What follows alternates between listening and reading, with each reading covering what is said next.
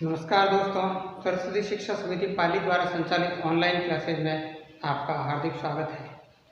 कक्षा 10वीं में सामाजिक विषय में हमने पिछली बार पढ़ा था कि 1919 से लेकर के 1857 से लेकर के 1919 के बीच में किस प्रकार से भारतीय जनता जो है अपनी स्वतंत्रता के संग्राम के लिए पृष्ठभूमि तैयार कर रही थी। उसमें हमने देखा कि भाई कांग्रेस का जो चरित्र है वो अंग्रेजों के प्रति स्वामी भक्ति वाला रहा। क्यों? क्योंकि उस समय इस प्रकार का समय था कि भाई वो ज़्यादा विरोध कर नहीं सकते थे। अगर ज़्यादा विरोध करते तो कांग्रेस वहीं पर समाप्त हो जाती। दूसरा, कांग्रेस की स्थापना का उद्देश्य जो था उस समय तक वो भी यही था कि भाई एक सेफ्टी वॉल्व के रूप में कांग्रेस कार्य करे। आज हम आगे बढ़ेंगे 1919 से लेकर के 1947 तक जो भारत में स्वतंत्रता के लिए संघर्ष हुआ या स्वतंत्रता के लिए जो प्रयास किए गए उसके विषय में हम देखते हैं कि इस युग में 1919 से 1947 के युग में एक नया नाम जो है भारतीय स्वतंत्रता आंदोलन में आता है, गांधी का। बहुत बड़ा चढ़ा करके उनके बारे में अपने किताबों में बताया गया है और नो डाउट किसी भी रूप में अगर हम देखें तो गांधी जी का जो है भारतीय स्वतंत्रता संग्राम में बहुत बड़ा योगदान है। और उनका सबसे बड़ा योगदान ये है कि उन्होंने सामान्य जनता को अपने अधिकारों के लिए सरकार का विरोध करना सिखाया। हालांकि उनका मार्ग जो है वो अहिंसा का मार्ग रहा। तो हम सबसे पहले इस 1919 के युग में जो आंदोलन हुए उनसे पहले उनकी पृष्ठभूमि को देखना जरूरी है कि 1920 में जो असहयोग आंदोलन शुरू किया गांधी जी ने, क्यों किया, ऐसा क्या? तो 1914 में प्रथम विश्व युद्ध शुरू होता है। पहले विश्व युद्ध के शुरू होने के बाद में साल भर बाद में 1915 में गांधी जी दक्षिण अफ्रीका से अपने सत्याग्रह का प्रयोग सफल करके भारत आते हैं और यहाँ पर गोपाल कृष्ण गोखले जो कि उनके राजनीतिक गुरु हैं, उनकी सलाह से साल भर तक वो भारत की परिस्थितियों को पढ़ते हैं, ध्यान देते हैं, अध्ययन करते हैं। उसके बाद में 1917 से चंपारण के आंदोलन से वो सक्रिय होते हैं। फिर चंपारण, खेड़ा, अहमदाबाद मिल मजदूर आंदोलन ये सब करते हैं। 1914 से 1917 तक जो कि पहला विश्व युद्ध चला, उस विश्व युद्ध के समय में अंग्रेजों की जो धारणा थी वो ये थी कि हम लोकतंत्र के लिए लड़ रहे हैं, जनता के शासन के लिए तानाशाही ताकतों से लड़ रहे हैं। उससे भारतीय जनमानस को एक आशा जगी कि इसके कारण जो है भारत में भी लोकतंत्र की स्थापना होगी और भारतीय जनता के साथ भी न्याय हो सकेगा। इसी अपेक्षा के साथ में गांधी जी ने और भारतीय जनता ने अंग्रेजों का सहयोग किया। गांधी जी ने प्रथम विश्व युद्ध के लिए अंग्रेजी सेना में भर्ती करने के लिए सैनिकों की भर्ती की, इसीलिए इनको भर्ती करने वाला सार्जेंट कहा गया। इनको केसर-ए-हिंद जो कि भारत रत्न के समान उपाधि थी वो भी अंग्रेज सरकार द्वारा प्रदान की गई। लेकिन जैसे ही युद्ध समाप्त हुआ, भारतीयों की अपेक्षा के विरुद्ध, जहाँ भारतीयों को अपेक्षा थी कि हमको ज़्यादा से ज़्यादा सुविधाएं मिलेगी, हमारे साथ न्याय होगा, लेकिन अंग्रेजों ने ऐसा नहीं किया। उन्होंने क्या किया? उन्होंने उल्टा दमन चक्र शुरू कर दिया, भारतीय जनता को दबाना शुरू कर दिया। कहा कि भाई ये अगर मुंह उठाएंगे, सर उठाएंगे तो लोकतंत्र की मांग करेंगे, और अगर ये लोकतंत्र की मांग करते हैं तो इससे ब्रिटिश सरकार को नुकसान होगा। और इसके लिए उन्होंने सिडनी रॉलेट की अध्यक्षता में एक कमीशन का गठन किया और उस कमीशन ने जो है एक रिपोर्ट दी रॉलेट एक्ट के लिए। उसने कहा कि हमको एक ऐसे कानून की ज़रूरत है जिसके विश्वास पर, जिसके दम पर हम लोग जो हैं जिस किसी भारतीय पर क्रांतिकारी गतिविधियों में या स्वतंत्रता के लिए सरकार विरोधी गतिविधियों में शामिल होने का संदेह मात्र होता है तो उसको पकड़ करके जेल में डाल दिया जाए। इस कानून के बारे में कहा गया है ना कोई अपील, ना दलील और ना वकील, यानी इसमें कोई अपील नहीं हो सकती थी, कोई दलील नहीं दी जा सकती थी और वकील का तो प्रश्न नहीं होता। जिस पर भी संदेह हुआ उसको उठाया, जेल में डाला और उसके साथ में कार्रवाई शुरू। भारतीय जनमानस ने इस कानून को काला कानून की संज्ञा दी कि ये काला कानून है जो कि अंग्रेजों ने भारतीय लोगों के विरुद्ध में शुरू किया। काला कानून आने के बाद इसके विरोध में पूरे भारतवर्ष में जगह जगह आंदोलन हुए, हड़तालें हुई और इसका विरोध हुआ। इसी विरोध के क्रम में पंजाब के अमृतसर में एक बाग है जलियांवाला। जलियांवाला बाग में बैसाखी का दिन था, 13 अप्रैल 1919 की घटना ये बैसाखी का दिन था। और बैसाखी जो है पंजाब का बहुत बड़ा उत्सव है, मेला पड़ता था वहाँ पर। तो मेले में लगभग 20,000 के करीब लोग जमा हुए थे। उस मैदान में, मेले के बाहर के मैदान में घुसने का मात्र एक मुख्य मार्ग था। सैफुद्दीन किचलू के नेतृत्व में वहाँ पर एक सभा का आयोजन किया गया। पुलिस को पता चला तो जनरल डायर अपनी सेना के साथ में आकर के उस बाग में घुस गया और मुख्य द्वार पर उसने अपनी जीप खड़ी कर दी, जिसके ऊपर मशीन गन लगी हुई थी। उसने अंधाधुंध गोलियां चल गई। तब तक गोलियां चलती रही जब तक कि उनका असला समाप्त नहीं हो गया। सारी गोलियां समाप्त हो गई तब तक इसका विरोध हुआ। तो सरकार ने एक जांच कमेटी बिठाई, जिसने कहा कि यहाँ पर 379 लोग जो है मारे गए। कांग्रेस ने अपनी एक अलग से जांच कमेटी बनाई, मदन मोहन मालवीय, महात्मा गांधी और नेहरू, मोतीलाल नेहरू के नेतृत्व में, जिसमें से इनको वहाँ जाने नहीं दिया गया। लेकिन बाद में ये लोग वहाँ गए, जांच की, तो उन्होंने पाया कि वहाँ लगभग 1000 लोगों की मृत्यु हुई। लेकिन प्रत्यक्षदर्शियों का मानना है कि वहाँ 1400 से ज़्यादा लोगों की मौत हुई और हजारों घायल हुए। इसके विरोध में और रॉलेट एक्ट के विरोध में उसी समय में तुर्की में एक घटना होती है। तुर्की में घटना क्या होती है, द्वितीय विश्व युद्ध में जो ध्रुवीय राष्ट्र थे उसमें तुर्की भी था और वो हार गया। तुर्की हारा तो तुर्की का जो खलीफा था उसके लिए, मामला तुर्की का है लेकिन उसके लिए विरोध का हो रहा है, भारत में हो रहा है। भारत के मुसलमानों ने तुर्की के खलीफा के सिंहासन को बचाने के लिए, तुर्की को बचाने के लिए, उसके राज्य को बचाने के लिए भारत में खिलाफत आंदोलन चलाया, क्योंकि तुर्की के खलीफा को पूरे मुस्लिम जगत का धार्मिक गुरु माना जाता है। गांधी जी ने भी इसे एक अच्छा अवसर समझा और वो भी खिलाफत आंदोलन में शामिल हो गए। इस आंदोलन में शामिल होने के लिए उन्होंने केसर-ए-हिंद की उपाधि, जो कि अंग्रेज सरकार ने उनको दी थी, उसका त्याग कर दिया। लेकिन 19 अक्टूबर 1919 को इन लोगों ने खिलाफत दिवस मनाया और खिलाफत आंदोलन भारत में चलाया। लेकिन सैफर्ड की संधि 10 अगस्त 1920 को होती है और उसके तहत तुर्की का विभाजन कर दिया जाता है।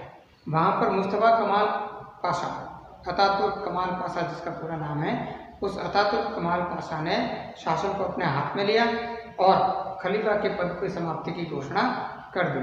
उसने वहाँ पर मुस्लिम रीति रिवाजों को मानने तक पर पाबंदी लगा दी। आज भी तुर्की में कुर्ते पजामे और बुर्का पर रोक है। एकदम से आधुनिक युग में वो जी रहा है, ऐसा उसने वहाँ पर व्यवस्था कर दी। जैसे ही वहाँ खलीफा का पद समाप्त हुआ तो भारत में खिलाफत आंदोलन का महत्व समाप्त हो गया और यहाँ से जो है इस आंदोलन की समाप्ति भी हो गई। तुर्की का विभाजन, खलीफा के पद की समाप्ति, Rowlatt act, Hunter commission, Jallianwala Bagh, इन सब कारणों से नाराज होकर के, इन सब गतिविधियों से नाराज होकर के महात्मा गांधी के मन में अंग्रेजों के प्रति विरोध का भाव जागा। इससे पहले वो अंग्रेजों के पक्ष में थे, उन्होंने अंग्रेजों के लिए सेना में भर्ती कराई, अंग्रेजों के लिए गांव-गांव, नगर-नगर घूमे। लेकिन यहाँ उनको लगा कि वो जिनको अच्छा मानता है वो अच्छे लोग नहीं, और इसीलिए उन्होंने जो है कांग्रेस वर्किंग कमेटी के सामने जो है असहयोग का प्रस्ताव रखा। उन्होंने कहा हम सरकार के साथ में असहयोग करेंगे, किसी प्रकार का सहयोग नहीं करेंगे। कांग्रेस कमेटी ने इस प्रस्ताव को स्वीकार किया और उन्होंने जो है महात्मा गांधी को आंदोलन चलाने की अनुमति दे दी। 1920 में जो है आंदोलन की शुरुआत होती है। असहयोग आंदोलन में दो तरह के कार्यक्रम चले, एक सकारात्मक कार्यक्रम और एक नकारात्मक कार्यक्रम। नकारात्मक कार्यक्रमों के तहत जो है गांधी जी ने आह्वान किया कि भारतीय लोग जो हैं वो सरकार की चीज़ों का बहिष्कार करें, जैसे सरकारी स्कूल, सरकारी कॉलेज, सरकार की नौकरियां, सरकारी न्यायालय, विधान परिषदों का, इन सब का बहिष्कार करना, इन सब को छोड़ना, टैक्स जो दे रहे हैं वो नहीं देना, विदेशी माल जो हम काम में ले रहे हैं वो नहीं लेना, उसका बहिष्कार करना। ये सब कार्यक्रम इन्होंने नकारात्मक कार्यक्रम के तहत किए। लेकिन इनके पॉजिटिव कुछ काम भी किए इनके विरोध। केवल विरोध ही नहीं करना, उस विरोध से हमको जो नुकसान हो रहा है उसकी भरपाई करने के लिए कुछ ऐसे काम चलाना जिनको सकारात्मक कार्यक्रम कहा गया। और उसके लिए क्या किया गया, सरकारी राष्ट्रीय कॉलेज स्कूलों की स्थापना की गई। राष्ट्रीय स्कूलों की स्थापना का मतलब क्या है कि जहाँ पर भारतीय लोग पढ़ेंगे, भारतीय इतिहास, भारतीय जो जनमानस है उसके अनुकूल शिक्षा दी जाएगी। राष्ट्रीय स्कूलों की कॉलेजों की स्थापना की गई।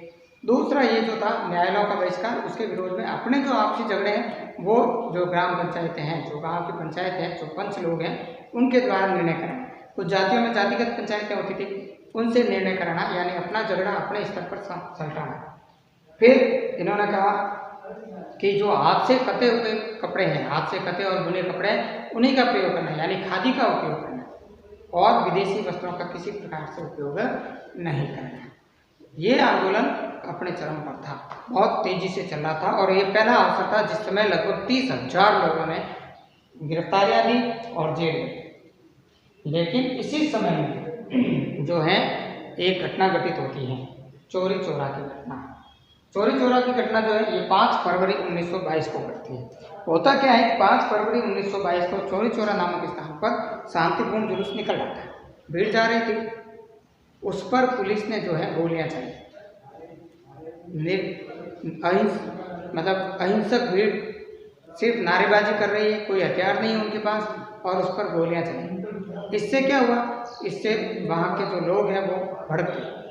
एक जो भूतपूर्व सैनिक था, सेना से रिटायर्ड होकर के गांव में आया था, वो गुजर भी वहीं उसी आंदोलन का उसी नेतृत्व कर रहा था जुलूस का, उसको गुस्सा आता है तो उसके साथ में जनता ने मिलकर के स्थानीय पुलिस चौकी को, यानी चौरी चौरा की पुलिस चौकी को घेर लिया और बाहर से बंद करके वहाँ पर आ गया। इस घटना में 21 पुलिस वालों के साथ में एक थानेदार, यानी टोटल 22 लोग अंदर जिंदा जल गए।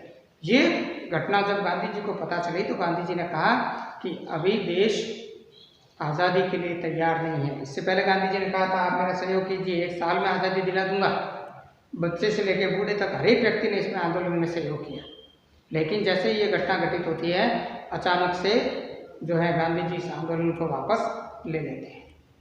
इसके विरोध में जवाहरलाल नेहरू ने बयान दिए कि गाड़ी जब पूरी स्पीड में चल रही थी तब अचानक जो है गांधी जी ने इसमें ब्रेक लगा दिए। 12 फरवरी 1922 को गांधी जी ने जो है इस आंदोलन को समाप्त करने की आधिकारिक घोषणा कर दी। इसके बाद गांधी जी को अंग्रेजों ने गिरफ्तार कर लिया, उससे पहले तक नहीं किया। इसके बाद में 1919 का जो भारत शासन अधिनियम आया, उसकी जांच के लिए कि भारत शासन अधिनियम के तहत भारत में कितना कार्य हुआ और कितने सुधारों की आवश्यकता है, उसकी जांच के लिए ब्रिटिश सरकार ने एक कमीशन नियुक्त किया जिसका नाम था साइमन कमीशन। साइमन कमीशन का अध्यक्ष था सर जॉन साइमन। इसमें कुल 7 सदस्य थे और साथ के साथ ही ब्रिटिश लोग थे, एक भी भारतीय नहीं था। इसीलिए इस कमीशन का भारतीय लोगों ने विरोध किया, क्योंकि जब आपको भारतीय लोगों के बारे में जानना है, भारतीय लोगों की स्थिति के बारे में सर्वे करना है और उसमें कोई भारतीय नहीं, तो फिर हमारा कमीशन कैसे? तो पूरे भारतवर्ष में तय किया गया कि जैसे ही ये कमीशन भारत में आएगा हम इसका विरोध करेंगे। 3 फरवरी 1927 ये कमीशन जो है 28 को ये कमीशन बम्बई पहुंचा। 3 फरवरी 1928 को साइमन कमीशन भारत में पहुंचा, बॉम्बे में होता है। बॉम्बे में इसका भरपूर विरोध हुआ, पुरजोर विरोध हुआ, काले झंडे लेकर के साइमन गो बैक के नारे जनता ने लगाए। यहाँ से जब ये कमीशन लाहौर पहुंचा तो लाहौर में भी विरोध हुआ। लाला लाजपत राय के नेतृत्व में, लाला लाजपत राय उग्रपंथी या गरम दल के नेता माने जाते, लाल बाल पाल की जोड़ी में से, और उस समय अंग्रेजों को पता था कि ये बहुत उग्र आदमी है तो इसका इलाज करना है, तो उन्होंने पुलिस लाठी चार्ज में लाला जी को लक्ष्य लेकर के लाठियां चलाई और उन पर प्राण घातक लाठियों से वार किए गए। 1 महीना घायल रहने के बाद में लाला जी की मृत्यु हो गई, जिसका बदला बाद में भगत सिंह, सुखदेव, राजगुरु इन्होंने सैंडर्स को मार करके लिया था। इसका विरोध हुआ। 1930 में साइमन कमीशन ने रिपोर्ट दी जिसमें कहीं पर भी होम रूल शासन यानी कि डोमिनियन स्टेटस की बात नहीं की गई, कहीं पर भी स्वतंत्रता की बात नहीं की गई, कहीं पर भी भारतीय लोगों को सुविधाएं देने की बात नहीं की गई। इससे विवश होकर के गांधी जी ने 1930 में सविनय अवज्ञा आंदोलन की शुरुआत की। 30 दिसंबर 1929 लाहौर में कांग्रेस का अधिवेशन होता है और ये ऐतिहासिक अधिवेशन है। यूं तो प्रतिवर्ष कांग्रेस के अधिवेशन हुए, लेकिन इनमें सबसे महत्वपूर्ण जो हम मानते हैं वो है लाहौर का अधिवेशन। लाहौर के अधिवेशन का जो अध्यक्ष था वो था जवाहरलाल नेहरू। जवाहरलाल नेहरू की अध्यक्षता में पहली बार भारतीय कांग्रेस ने पूर्ण स्वराज्य की मांग रखी। इन्होंने कहा पूर्ण स्वराज्य लेकर रहेंगे, इससे कम कुछ भी नहीं देंगे। और इन्होंने तय किया कि प्रत्येक 26 जनवरी को स्वतंत्रता दिवस मनाएंगे। और उसी 26 जनवरी को याद रखने के लिए हमने जो संविधान को लागू किया वो 26 जनवरी 1950 को लागू किया। हालांकि हमारा संविधान नवंबर 1949 में तैयार हो गया था। हमने इंतजार किया 3 महीनों। क्यों किया? क्योंकि इस 26 जनवरी के दिन को यादगार बनाना था और आगे इतिहास में भी ये चलता है। यहाँ पर पूर्ण स्वराज्य की मांग को रखा और इसी पूर्ण स्वराज्य के लक्ष्य को प्राप्त करने के लिए गांधी जी ने कांग्रेस वर्किंग कमेटी में सविनय अवज्ञा आंदोलन का प्रस्ताव रखा। समिति ने इस प्रस्ताव को स्वीकार किया और उस समय जो कि नमक कर लगाई था ताज़ा उसको तोड़ करके इस आंदोलन की शुरुआत करने के लक्ष्य से गांधी जी जो हैं साबरमती आश्रम से दूर समुद्र के किनारे स्थित गांव है दांडी, 200 किलोमीटर पड़ता है, वहां की यात्रा उन्होंने पैदल की। प्रारंभ में उनके साथ 78 अनुयायी थे जिनको लेकर के साबरमती आश्रम से ये रवाना हुए थे। लेकिन जैसे जैसे आगे बढ़ते गए कारवां जुड़ता गया और ये हजारों की संख्या में पहुंचा। 6 अप्रैल 1930 को गांधी जी का ये कारवां दांडी पहुंचता है और दांडी में ये वहाँ पर केतली में पानी गर्म करके नमक का निर्माण करते हैं और इस आंदोलन की शुरुआत करते हैं। उस समय के गवर्नर जनरल इरविन ने कहा था मिडिल टेम्परर नंगा फकीर जो है केतली में पानी गर्म करके भारत में भूचाल लाना चाहता है। ऐसा संभव नहीं, लेकिन ऐसा संभव हुआ। पूरे भारतवर्ष में एक भूचाल आया। इसमें भी जो है कार्यक्रम तय किए गए कि हमको करना क्या है। उसमें सबसे प्रमुख काम था गैर कानूनी नमक बनाना, क्योंकि उस समय नमक बनाने पर रोक थी। आप घर पर नमक बनाइए और इस कानून को भंग कीजिए। शराब की दुकानों पर, अफीम के ठेकों पर, विदेशी सामान रखने वाली दुकानों पर महिलाओं ने धरने दिए। और ये इस आंदोलन की प्रमुख विशेषता भी है कि पहली बार इतनी बड़ी मात्रा में महिलाओं ने भी किसी आंदोलन में भाग लिया था, वरना ये लोग उससे पहले तक इस आंदोलनों से अलग ही रहे। भारतीय प्रकृति रही है महिलाएं घरों में रहती। गांधी जी ने पहली बार महिलाओं का भी उपयोग किया। इन्होंने जगह जगह जो है वो धरने दिए। विदेशी वस्त्रों की होली जलाई जाएगी, उनके बहिष्कार के रूप में इकट्ठा करके बड़ी मात्रा में विदेशी वस्त्रों को जलाया गया। इस पूरे आंदोलन में लगभग 60,000 व्यक्तियों ने गिरफ्तारियां दी, जेल गए। 5 मार्च 1931 को तत्कालीन गवर्नर जनरल इरविन और गांधी जी के बीच में समझौता हुआ। इरविन पर दबाव था कि वो किसी भी तरह से भारतीय जनता का प्रतिनिधि करने वाली कांग्रेस के प्रतिनिधि को गोलमेज सम्मेलन में भेजे। पहला सम्मेलन इससे पहले हो गया था 1930 में, उसमें कोई नहीं गया। इसलिए 5 मार्च को 1931 को गांधी जी को इरविन ने बुलाया और समझौते पर साइन हुए। इस समझौते के तहत ये आंदोलन यहाँ पर समाप्त किया गया और गांधी जी ने लंदन जाकर के गोलमेज सम्मेलन में भाग लेने की स्वीकृति प्रदान की। और वो वहाँ गए, वहाँ पर वो अपने लिए सुविधाएं लेने गए भारतीय लोगों के लिए, लेकिन ऐसा हुआ नहीं। तो वहाँ से निराश होकर के वो वापस लौटे 1932 में और पुनः यहाँ पर आंदोलन को प्रारंभ किया। उनको उतरते ही गिरफ्तार कर लिया गया और धीरे धीरे ये आंदोलन स्वतः ही समाप्त हो गया। इस आंदोलन की असफलता को स्वीकार करते हुए गांधी जी ने जो है 1933 में कांग्रेस से इस्तीफा दे दिया और उन्होंने कहा कि मैं अपनी असफलता स्वीकार करता हूँ। फिर 1939 में जो है द्वितीय विश्व युद्ध की शुरुआत होती है। भारत की जनता को पूछे बिना अंग्रेज सरकार ने भारत को भी इस युद्ध में सम्मिलित होने की घोषणा कर दी।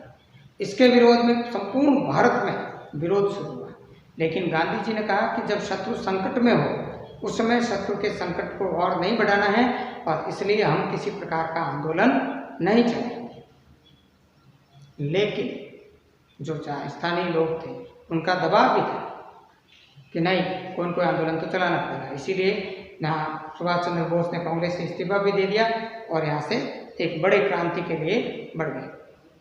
तब इन सब दबावों को देखते हुए गांधी जी ने व्यक्तिगत सत्याग्रह की सलाह दी। उन्होंने कहा कि व्यक्ति अपने थाने में पहले सूचना करेगा कि मैं कल यहाँ पर जो है आपका विरोध करूँगा और आपको गिरफ्तारी दूंगा। सत्याग्रही जाता, जनता में अपना अंग्रेज विरोधी भाषण देता, थाने में जाकर के गिरफ्तारी देता। पहले व्यक्तिगत सत्याग्रही बने विनोबा भावे। उनके बाद दूसरे नेहरू और तीसरे ब्रह्मदत्त। और उसके बाद में लगातार चलते गए, लगभग 60,000 लोगों ने गिरफ्तारियां दी व्यक्तिगत सत्याग्रह के लिए। लेकिन इससे भी कोई फायदा नहीं हुआ। क्रिप्स मिशन आया, फेल हुआ, अगस्त प्रस्ताव आया, फेल हुआ। इन सब को देखते हुए गांधी जी ने निर्णय लिया कि अब किसी बड़े आंदोलन की आवश्यकता है। हालांकि उस समय तक दूसरा विश्व युद्ध भी चल ही रहा था और जनता के दबाव को देखते हुए गांधी जी को लगा कि बड़े आंदोलन की आवश्यकता है, नहीं तो फिर मामला गड़बड़ हो जाएगा। उधर जापान का भारत पर हमला करने का जो है डर भी बना हुआ था, क्योंकि भारत जो है अंग्रेजों के साथ था, जापान अंग्रेजों के विरोध में था, तो ये भी हो सकता है। सुभाष चंद्र बोस जापान पहुंच ही गए थे, वहां से सेना लेकर के वो भारत की तरफ बढ़ ही रहे थे। इन सब कारणों को देखते हुए महात्मा गांधी ने जो है 8 अगस्त को जो ग्वालियर टैंक मैदान है, जिसे वर्तमान में अगस्त क्रांति मैदान कहते हैं, उस मैदान में कांग्रेस वर्किंग कमेटी की बैठक में भारत छोड़ो का प्रस्ताव रखा। उन्होंने कहा कि अब अंग्रेजों को भारत छोड़ देना चाहिए, हमको हमारे हाल पर छोड़ देना चाहिए, हमसे जैसे बन पड़ेगा हम अपने देश को संभालेंगे, लेकिन अंग्रेज यहाँ से जाए। 8 अगस्त को उन्होंने इस प्रस्ताव को मंजूरी दे दी और 8 अगस्त को ही इन्होंने ग्वालियर टैंक मैदान में बड़ी सभा में अंग्रेजों भारत छोड़ो का प्रस्ताव दिया और आंदोलन का शुरुआत। गांधी जी ने कहा मैं आपको एक मंत्र देता हूँ, आप उस मंत्र के तहत चले, निश्चित सफलता आपको मिलेगी। मंत्र क्या था? करो या मरो, राष्ट्र की स्वतंत्रता के लिए करो, क्या आंदोलन, नहीं तो मर जाओ। उसको प्राप्त करने के लिए प्रयास करते हुए अगर आपकी मृत्यु भी हो जाती है तो कोई दिक्कत नहीं, लेकिन अब हम स्वतंत्रता से कम पर नहीं रुकेंगे। ये पहला आंदोलन था जिसके शुरू होते ही यानी 8 अगस्त को शुरू और 9 अगस्त सुबह 10 बजे तक कांग्रेस के सभी प्रमुख लीडर्स को गिरफ्तार कर लेंगे। और ये पहला आंदोलन है जो कि उन सब आंदोलनों से सबसे भयंकर आंदोलन है। क्यों? क्योंकि पूरी जनता नेतृत्व विहीन, कोई नेता नहीं, कौन इस आंदोलन को संभाले? तो जिसको जैसे लगा, जिसको जैसे उचित लगा, उसने वैसे ही सरकार का विरोध करना शुरू कर दिया। किसी ने बिजली के तार काट दिए, किसी ने तार की लाइनें काट दी, जो टेलीग्राम की लाइनें थी वो काट दी, किसी ने रेलवे पटरियाँ उखाड़ दी, अलग से समानांतर सरकारें चलने लगी गाँवों में, तो बड़े बड़े शहरों में समानांतर सरकारें चलने शुरू हो गई। गुप्त रेडियो स्टेशन स्थापित हो गए जिन पर से मैसेजेस दिए जाने लगे। और दूसरी पंक्ति के जो नेता थे, कांग्रेस सोशलिस्ट पार्टी के नेता जयप्रकाश नारायण, राम मनोहर लोहिया, अच्युत पटवर्धन, SN सेन वर्मा, ऐसे लोगों ने इस आंदोलन का नेतृत्व अपने हाथ में लिया और एक भयंकर आंदोलन चलने लगा। अरुणा आसफ अली जिन्होंने बंबई में इस आंदोलन का सफलतापूर्वक नेतृत्व किया और इस प्रकार से अनेकों स्थानों पर यह आंदोलन चलता है। यह आंदोलन कब समाप्त हुआ इसकी कोई तिथि नहीं है, ये धीरे धीरे समाप्त हो गया। लेकिन इसी के प्रभाव के कारण, INA के प्रभाव के कारण, इंडियन नेशनल आर्मी जो कि सुभाष चंद्र बोस ने बनाई, उनके दबाव के कारण अंग्रेजों को ये लगा कि अब भारत छोड़ना पड़ेगा और इसलिए उन्होंने 1947 को भारत छोड़ दिया। इस प्रकार से अनेकों संघर्षों को करते हुए लगभग 7.5 लाख लोगों के बलिदान के उपरांत भारत को है आज़ादी मिली और उन्हीं बलिदान के कारण आज हम स्वतंत्रता पूर्वक यहाँ पढ़ पा रहे हैं, यहाँ बैठ पा रहे हैं, अन्यथा अंग्रेजी शासन में ये कुछ संभव नहीं था। धन्यवाद।